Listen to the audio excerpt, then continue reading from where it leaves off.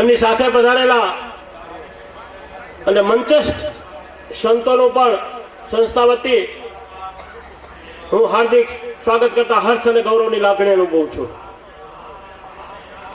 જ્યારે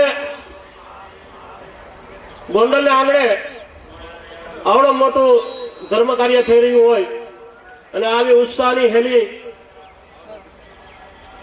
ત્યારે ગોંડલની જનતામાં હર્ષની લાગણી હોય, ત્યારે આપ સૌ પૂજ્ય મહારાજશ્રીના હરિધરમદાસજી મહારાજનો પરિચય આપવાની મને જરૂર નથી લાગતી. ગોંડલની જનતાને પૂજ્ય મહારાજશ્રીના ચરણોમાં બેઠા બેઠા સૌ વંદન કરો કે જેઓને આપણે આવા મોટા 108 કુંડી રામ મહાયજ્ઞના દર્શન કરાવેલા છે. તેઓના ચરણોમાં વંદન કરી આપણો કાર્યક્રમ આપણે આગળ ચલાવીએ.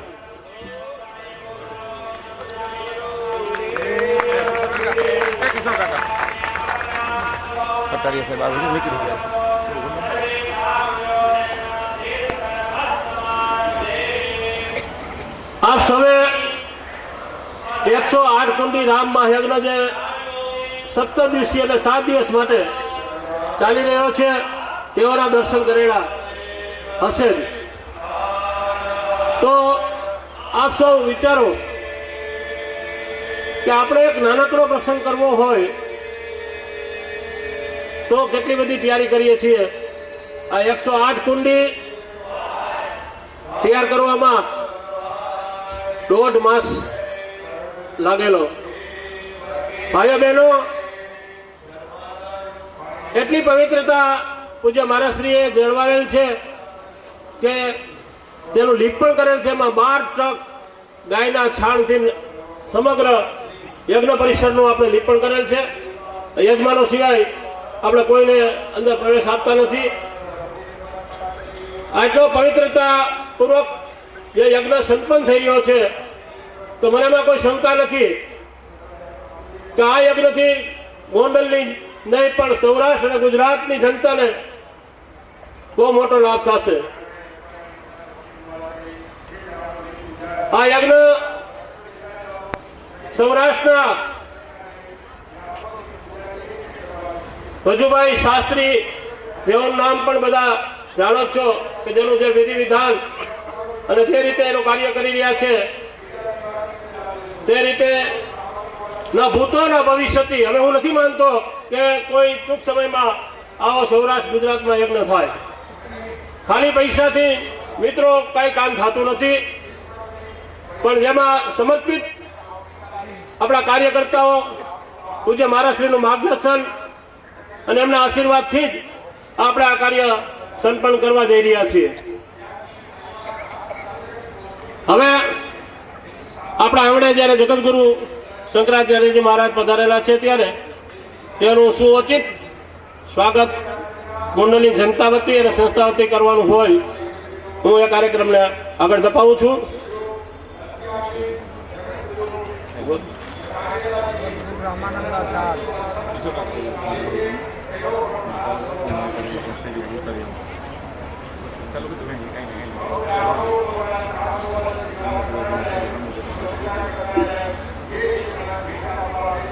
સર્વપ્રથમ આપણે માલ્યાર્પણનો કાર્યક્રમ આગળ ધપાવી પરમ પૂજ્ય પ્રાતસ્મરણીય સ્વામી રામાનંદાચાર્યજી મહારાજ રામા દરિયાત્રાજી મહારાજનું ફૂલ હારથી સ્વાગત કરશે.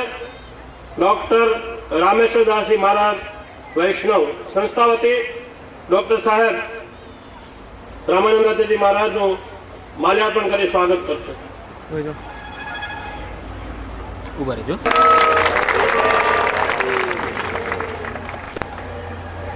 પૂજ્ય સ્વામીજીનું સ્વાગત અમારી સંસ્થાના ટ્રસ્ટી શ્રી માવજીભાઈ કટારિયા સાહેબ કરશે.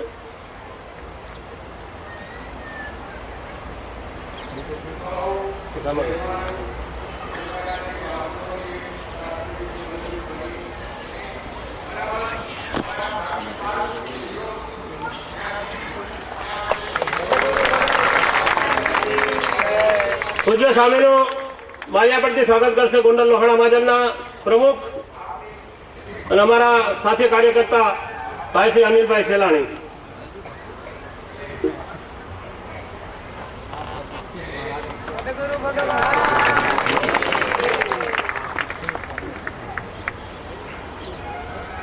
पूज्य प्रातस्मरणीय सद्गुरुदेव श्री हरिचंद्रदासजी महाराज નું ફૂલહારથી સ્વાગત કરશે જગદીશભાઈ કોટેચા।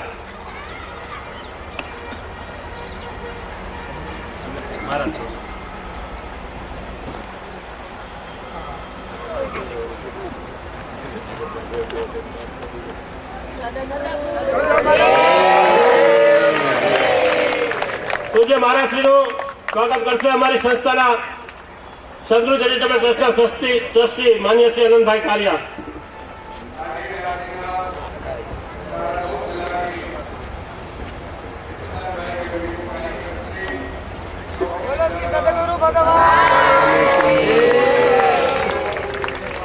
હરિદ્વારથી પધારેલા મહાન શ્રી અવધ બિહારી દાસજી મહારાજનું સ્વાગત કરશે વસંતભાઈ સેજપાલ।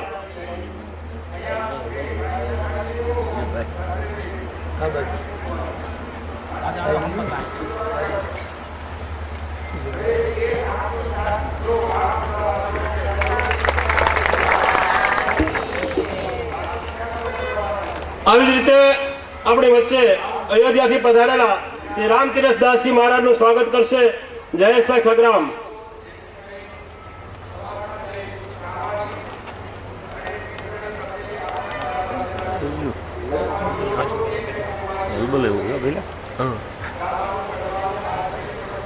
હું વિનંતી કરીશ સંસ્થાના સેક્રેટરી શ્રી નીતિનભાઈ રાયચુરાને કે મંચસ્થ સંતોનું ફૂલહારથી સ્વાગત કરે।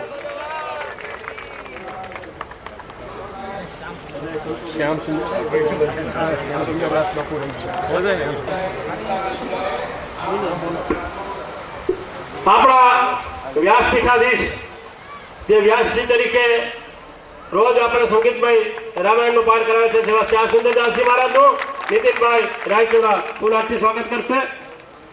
ડોક્ટર રામેશ્વરદાસજી મહારાજનું પણ નીતિનભાઈ રાયચુરા ફૂલહારથી સ્વાગત કરશે।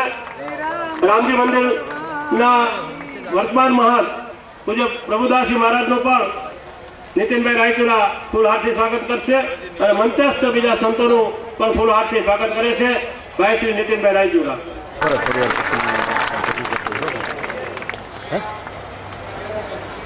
100% આવી જા શ્રીજી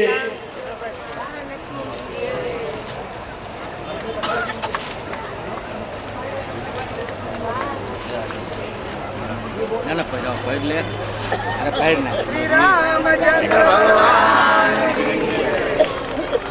કે તેઓ આશીર્વાદ પાઠવે करें। बोलिए यज्ञ नारायण भगवान की जय। बोलिए श्री हनुमान जी महाराज की। सीतानाथ समारंभां रामानंदार्य मध्यमाम् अस्मदाचार्य पर्यन्तां वन्दे गुरु परम्पराम्। बंदो श्री तुलसी के चरण जिनकी हो जग काज कल समुद्र डूबत लख्यो प्रगट सप्त जहाज। जिनके सेवा भाव से मुग्ध हुए श्री राम उन महावीर बलवान को बारंबार प्रणाम। सियावर रामचंद्र की।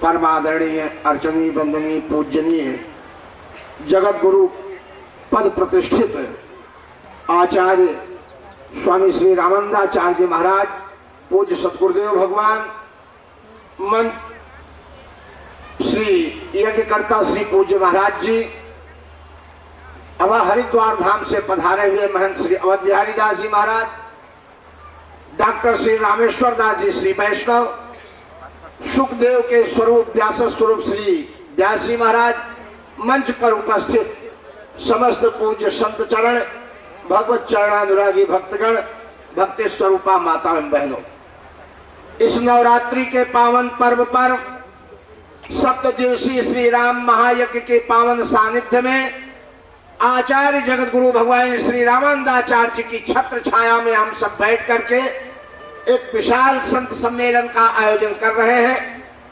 बंधुओं, वो स्वामी तुलसीदास जी महाराज लिखते हैं कि मानव जीवन में सब कुछ प्राप्त हो जाता है, लेकिन संत समागम दुर्लभ है।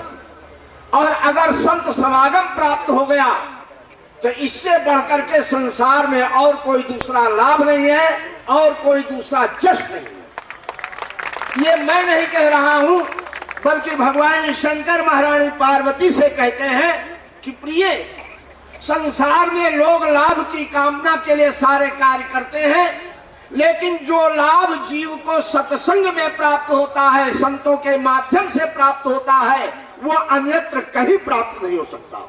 गिरिजा संत समागम समन लाभ कछुआन, और बिनु हरि कृपा न होई सो गावहि वेद पुराण। वेद पुराण शास्त्र ऐसा गान करते हैं कि जीव को जो लाभ सत्संग में प्राप्त होता है, संत समाज में प्राप्त होता है, वो अन्यत्र कहीं नहीं प्राप्त होता। लेकिन जब संत आपके अनुकूल हो जाए तो आपको इस ब्रह्मांड में ऐसी कोई भी वस्तु दुर्लभ नहीं है जो आपको प्राप्त न हो जाए, बशर्ते कि संत मिल जाए। और जब संत मिलेंगे तो भक्ति मिलेगी। संसार में सब कुछ प्राप्त हो जाता है, परमात्मा जीव को अर्थ धर्म काम मोक्ष सब कुछ दे देते हैं और बड़ी प्रसन्नता से दे देते हैं। उसके लिए कोई प्रयास नहीं करना पड़ता, उसके लिए कोई उद्यम नहीं करना पड़ता, ये सहज में प्राप्त हो जाते हैं। लेकिन जो अमूल्य वस्तु है, भक्ति रूपी दुग्ध, वो परमात्मा बड़े प्रयत्न से देता है। क्यों? जैसे माँ एक नन्हे मुन्ने बालक को, जब बालक रोता है तो बालक को शांत करने के लिए माँ खिलौना देती है कि खिलौना पाके चुप हो जाए। जब बालक खिलौना से नहीं चुप होता, उसे और कुछ प्रलोभन देती है, और जब उस प्रलोभन से नहीं चुप होता तब माँ मजबूर होकर के उसे दुग्ध पान कराती है। और जब बालक दुग्ध पान करता है तो बालक प्रसन्नचित्त होकर के शांत हो जाता है। उसी प्रकार से संसार की समस्त वस्तुएं परमात्मा अर्थ धर्म काम मोक्ष सब कुछ दे देता है, लेकिन जीव अगर उससे संतुष्ट नहीं होता तब उसे परमात्मा भक्ति रूपी दुग्ध पान कराता है। लेकिन ये भक्ति रूपी दुग्ध कब मिलेगा? गोस्वामी जी ने लिखा, बोले भगति तात अनुपम सुख मूला, और मिलहि जो संत होई अनुकूला। ये भक्ति तभी भक्ति रूपी दूध मिलेगा जब संत अनुकूल हो जाएंगे। जब संत आपके अनुकूल होंगे तभी आपको भक्ति रूपी दूध मिलेगा। और संत आपके अनुकूल कब होंगे? संत आपको कब मिलेंगे? जब आपके पूर्व जन्म का संचित पूर्ण उदय होगा। पुण्य पुंज बिन मिलहि न संता, सतसंगत संसृत कर अंता। जब तक आपके जीवन का पूर्ण उदय नहीं होगा तब तक आपको संत मिल नहीं सकते, और अगर कहीं मिल भी गए तो आप उन्हें पहचान नहीं सकते।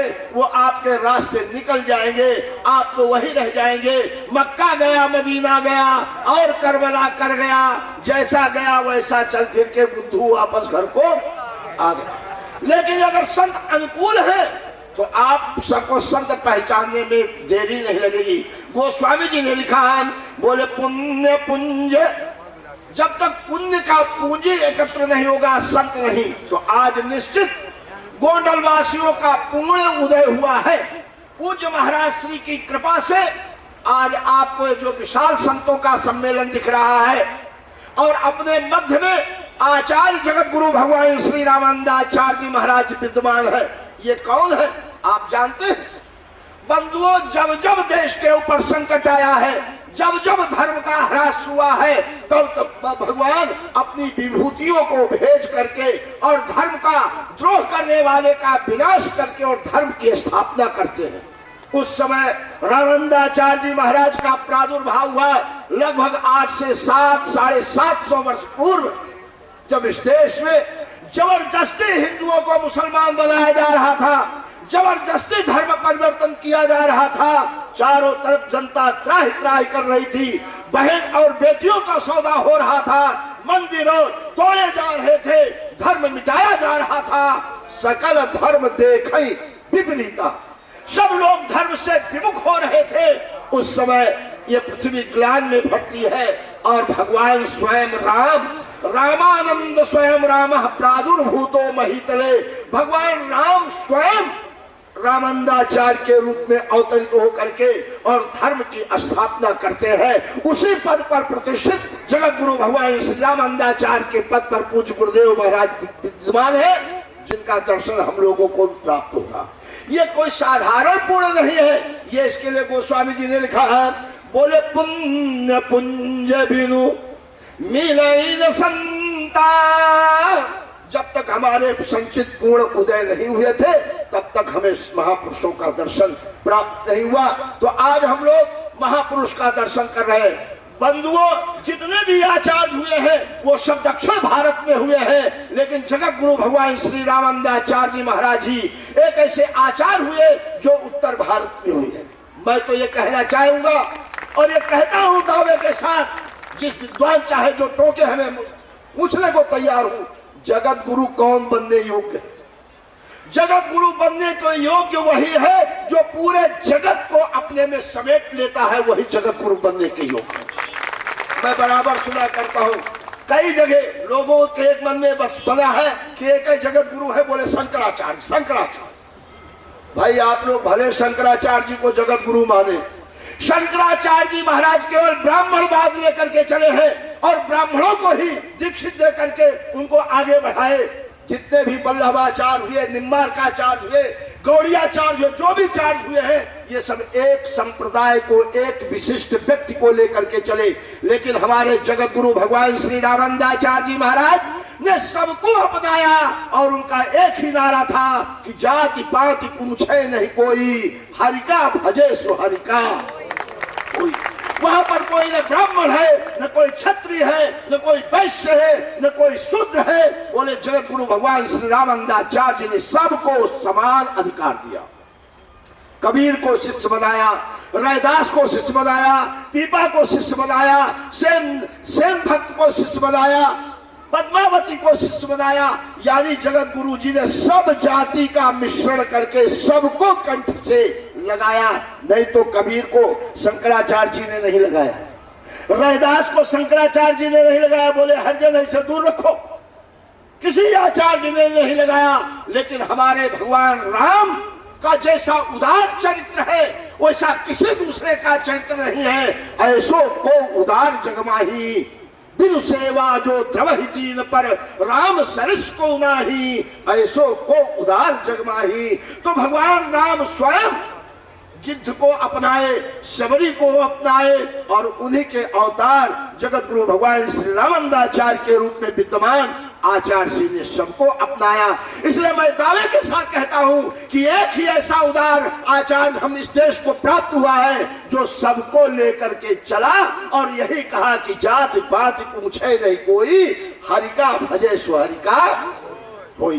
तो इन्हीं शब्दों के साथ ज्यादा समय नहीं दूंगा क्योंकि डॉक्टर साहब ने कहा संक्षिप्त में, तो कहने के लिए आचार्य के लिए बहुत कुछ है, लेकिन समयाभाव के कारण, क्योंकि आचार्य श्री का आशीर्वाद लेना है, महापुरुषों का दर्शन करना है, आचार्य श्री का आशीर्वाद लेना है। इन्हीं शब्दों के साथ अपने श्रद्धा वाणी आचार्य श्री के चरणों में समर्पित करते हुए आप सबके मंगलमय कामना करता हुआ 2 बार केवल भिक्षा के रूप में राम नाम की भीख मांग रहा हूं। बोले श्री राम जय राम जय जय राम, ओम श्री राम जय राम जय जय राम। बोलिए यज्ञ नारायण भगवान की। ऐसे नहीं, ईमानदारी से जय घोष कीजिए। जैसे हनुमान जी महाराज लंका से जब चलने लगे